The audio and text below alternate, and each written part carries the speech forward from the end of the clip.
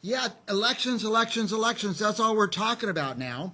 We're trying to sort through the candidates, sort through their propositions, and like I say, we're inviting everybody. So if you have something you want our viewers to know about, you got to call us.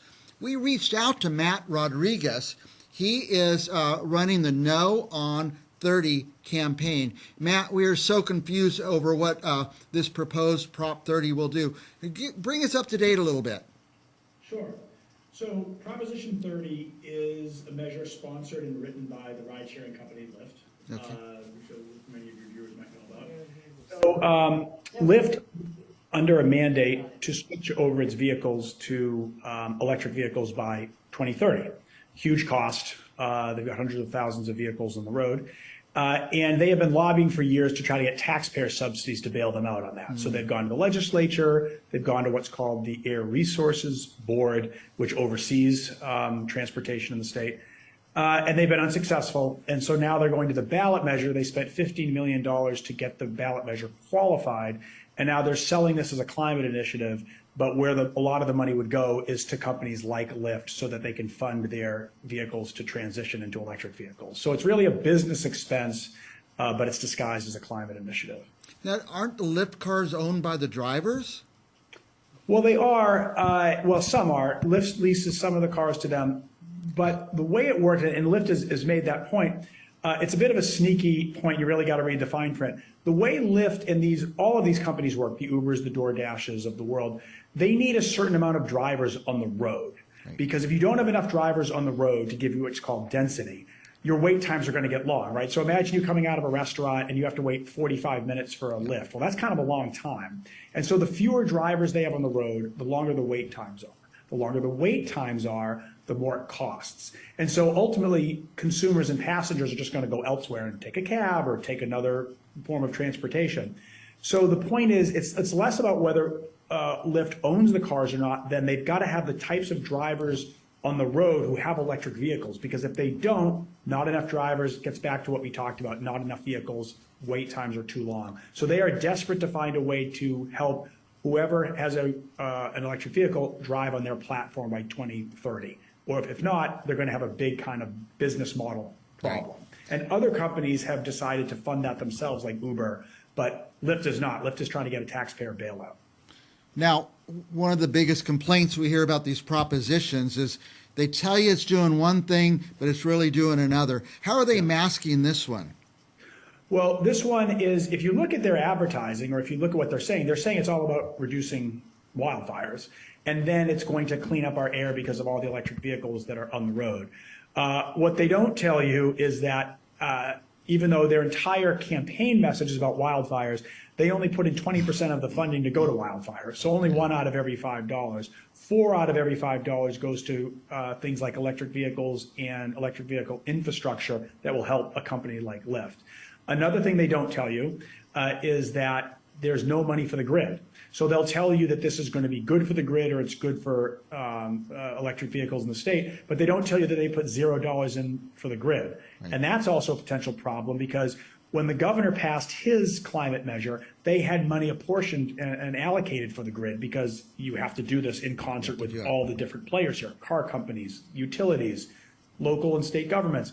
Lyft is just putting potentially a bunch of these cars on the road that will need to charge at the grid. If that grid becomes unstable, or if that grid has trouble handling that volume, rates are going to go up. And if rates go up, the utilities are going to have to figure that out and pass that on to consumers. So this is a backdoor tax potentially on regular utility ratepayers. Okay, so besides it, favoring Lyft to put more electric cars on the road, it doesn't help with the grid, which is already overloaded, and it's just not a balanced proposition. Are you saying people might see a commercial saying, let's stop all these California forest fires, vote for Prop 30, but they're kind of being fooled over the whole thing? That's exactly the ad that they've got, and we have been up with ads saying the opposite, which is that you have to realize, look, the challenge here is twofold.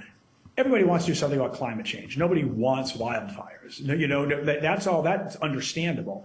But what they are trying to do is they are trying to use that in order to pay for a taxpayer bailout that will help them. Right. That's our concern. But there's a secondary concern here I think folks should realize, which is if you allow a multi-billion-dollar company, and that's what this is, they're a publicly traded multi-billion-dollar company, to start offshoring their expenses to the taxpayers, right, for their normal business expenses, right? I mean, I don't think you're going to the plate. Are you going to the state to pay for your microphones or to pay for your electricity? Like, you don't get to do that. You have to earn that.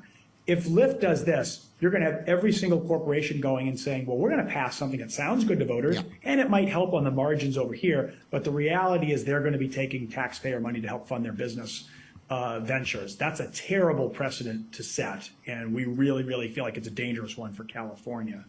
Now, one thing that bugs me about these propositions is that, well, I served in the legislature for a while, and everything we passed, it went to a committee, then a second committee, and a third committee. Then if it got through the assembly, it would go over to the Senate, and it gets reviewed again and again and again, and then goes back to the assembly, and then it goes to the governor. A lot of very public testimony and input, but these propositions are kind of in the darkness. Well, that's a great point. And this is a bit of a point we've been making, which is there's people from both sides of the aisle that are against this. And they're against this because, look, whatever you think of Governor Newsom or the legislature, but when they make their decisions on something, just like you said, they have to go through a process. So when the governor put together his climate change package, which, by the way, includes a lot of money for electric vehicles, for wildfires, for climate change, but that was done with Republicans, with Democrats, with local government, with cops, with firefighters, with the utilities. Obviously, you have to have some kind of plan. You wouldn't build your house and say, okay, I want to have, 7 bathrooms, but you haven't talked to the plumber about how you're going to get them, plumbed and have pipes in the ground. That's essentially what Lyft is doing here. They're doing something that helps them, but they didn't work with all of the other stakeholders involved. So if the grid goes south, or if lower income communities can't afford these cars, that's not Lyft's problem. Lyft's problem is to get these subsidies into the hands of folks who potentially will drive for them so that they will qualify to be able to drive after 2030. And as you know, look, the legislative process can be messy, it takes time, but at least you have people from all walks of life, in theory at least, weighing in on the pros and cons of any policy you're doing here. These propositions do none of that, and this is a classic case of that. Well, when Lyft started, and I love Lyft, by the way, but when they started, the whole thing was, it's just the drivers own the cars, and it's kind of a ride-sharing thing. They didn't pass a ballot proposition to help them get going or get on the road or something. It happened organically, and it was really, really good. And to sneak something like this through the back door and try to fool the voters, I don't think that is a good fit for Lyft anyway. So I think it's a bad look. It's a bad precedent. Like we said, we don't want other billion-dollar companies doing it. Look, here's the reality. Lyft stock is struggling. The pandemic was very hard on these companies. They went from something like a $22 billion valuation down to about 4.55, whatever it is. And their stock is down. And at the end of the day, the question is how much cash can they provide to help incentivize their drivers to switch over. But again, look, all these companies, it's not a question that Lyft is a good or a bad company. It's a question of, do we really want to set a precedent for billion-dollar corporations asking the taxpayer for bailouts? And ultimately, companies have to pay their own bills. You have to pay your own bills. I have to pay my own bills to keep the lights on. And I think that this is just a very, very bad example that they are potentially setting for other companies as we move forward. But make no mistake, they're struggling a little bit because delivery is doing well. They don't do delivery. Uber is a bit larger than they are. They've struggled. Lyft has struggled coming out of the pandemic. So they are looking for a lifeline.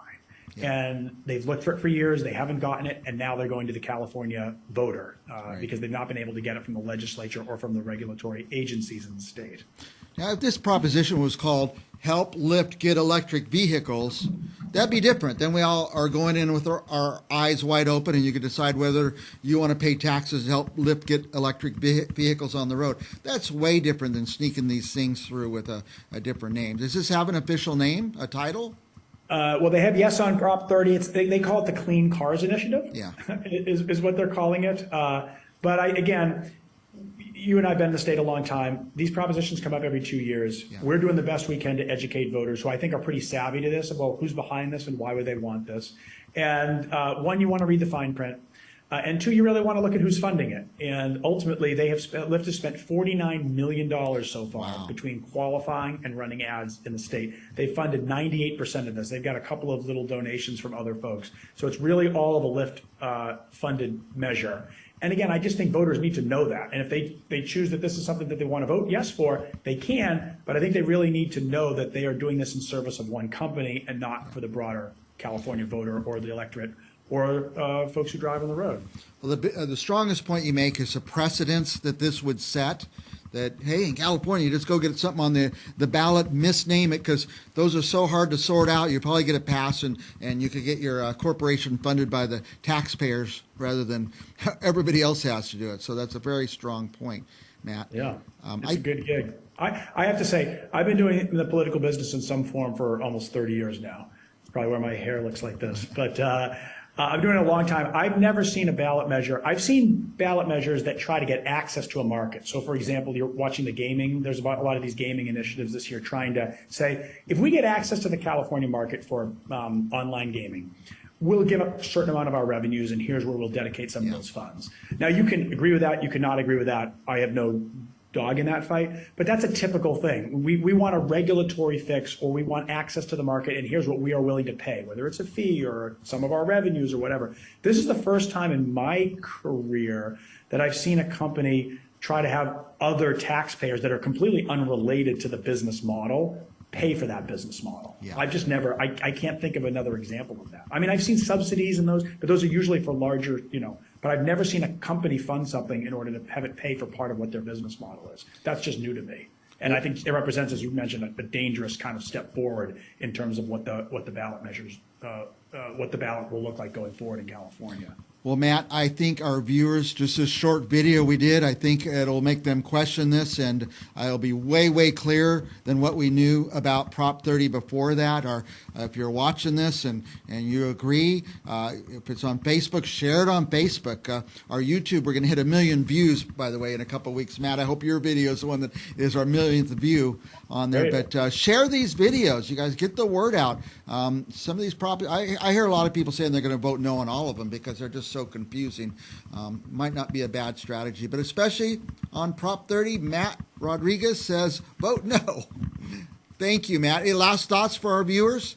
No, the only one thing I would say is that just so folks know, if they're coming to this for the first time, I think we've made the case that we have basically everybody from the political spectrum on board with us. We have Governor Newsom, we have the NAACP and the Teachers Association, California Federation of Teachers. You might think of them on the left of the spectrum, but on the right of the spectrum, we have the California Chamber of Commerce, CalTax, Howard Jarvis, all of the local chambers and business organizations. And we've gotten every single major newspaper in the state to come out against us, except the San Francisco Chronicle, which is basically Lyft's hometown paper. Yeah. So I do think also, I hope folks will look that up. Fresno Bee, some of the Central Valley papers, they're all against this because I think they sniffed out what this was. But I think it's important. So there's a pretty strong bipartisan coalition against what this is. And I think folks should know that as well. So both sides of the spectrum are against this. So the people you listed are people who study these things and give us advice on how to vote on these things. So very good, Matt. Thank you so much for coming. And if you have time to come back for the election, we'll do it one more time. Anytime. I loved it. This was great. All right. You're watching Central Valley Talk and our election coverage. We'll be back with more Central Valley Talk right after this.